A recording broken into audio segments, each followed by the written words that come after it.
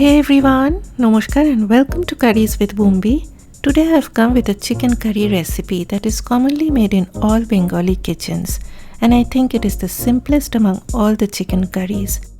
Okay, since very few spices are used, so all the ingredients need to be very fresh. Here we have a good amount of garlic, ginger, tomatoes and an onion.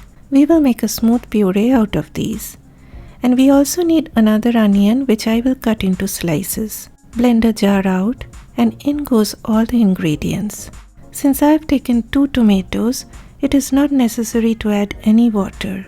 And I usually add the tomatoes in such a way that they are closest to the blade of the blender. For me, the tomatoes go in last as my blender jar needs to be inverted. Okay, so we are looking for this kind of a smooth paste. Pan on medium-high heat. Since I am a person from West Bengal, I love using mustard oil for this recipe, but you can use any oil according to your preference. The oil has become hot, so now I will be frying some potatoes. Add a sprinkle of salt and stir the potatoes till they get a golden brown color. Bengalis have a special love for potatoes. So most of the Bengali curry dishes have an inclusion of potatoes. But you must be thinking, well, Bumbi, I understand that this recipe calls for potatoes. But that looks like a mountain of potatoes. Yes, my friends, I do agree with you, and you may use less. But for my husband, a few more would have been better. Okay, the potatoes have got this beautiful golden brown color. So it's time to take them out.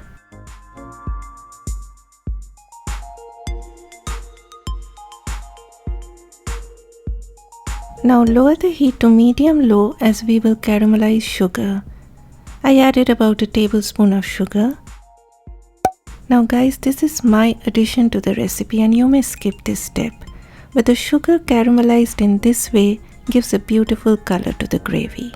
Keep a close eye on the sugar as you do not want it to turn too dark. You do not want the sugar to turn black as that will make your gravy bitter. As soon as you see this gorgeous color, it's time for the next ingredients and you have to move fast as sugar burns very quickly. We need dry bay leaves, green cardamoms, cinnamon stick and cloves. All go in, followed by onion slices.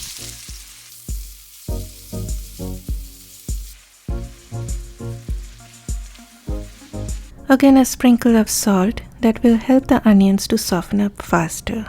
Stir the onions on medium heat. For all other chicken curry recipes, I usually tell you to brown up the onions, but for this particular recipe you do not need to brown them up too much. We just want them to turn soft.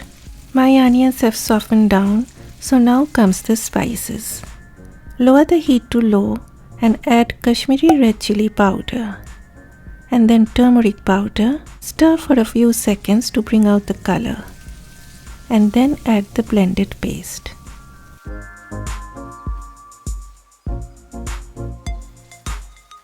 Now you can increase the heat.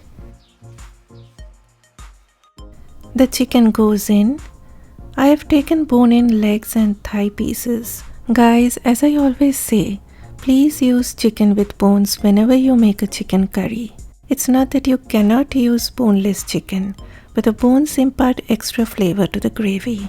You will rarely see me doing a gravy style chicken curry with boneless chicken. I just don't like it and I am very fussy about that.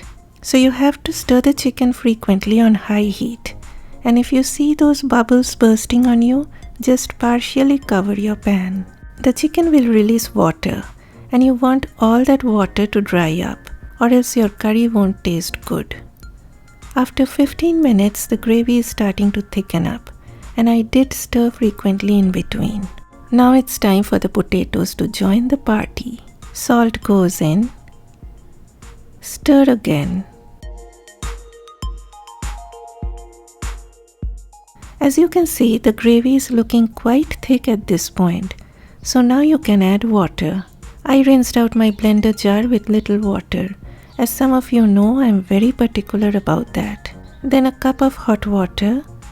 And finally, garam masala powder to perfume the dish. and a few whole green chilies. Keeping them whole like this does not make the curry overly hot.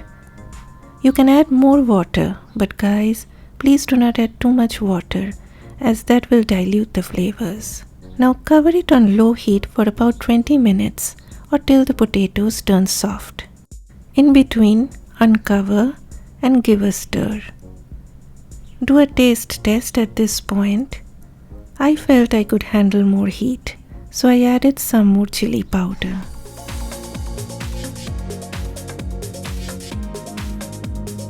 Okay, it's 20 minutes. Lift off and look at that beauty. I mean, just looking at that gravy you can make out how delicious it would be. It's as if it is calling me to dig in right now. The potatoes have become tender, the seasonings are perfect, and you saw how I used just a very few basic spices. This is what I call my ultimate comfort meal. So simple, yet so very satisfying. Serve this with hot steamed rice. You can make a salad by the side and you do not need anything else. Please smash that like button if you've enjoyed watching this video, and I will see you in the next episode. Bye bye.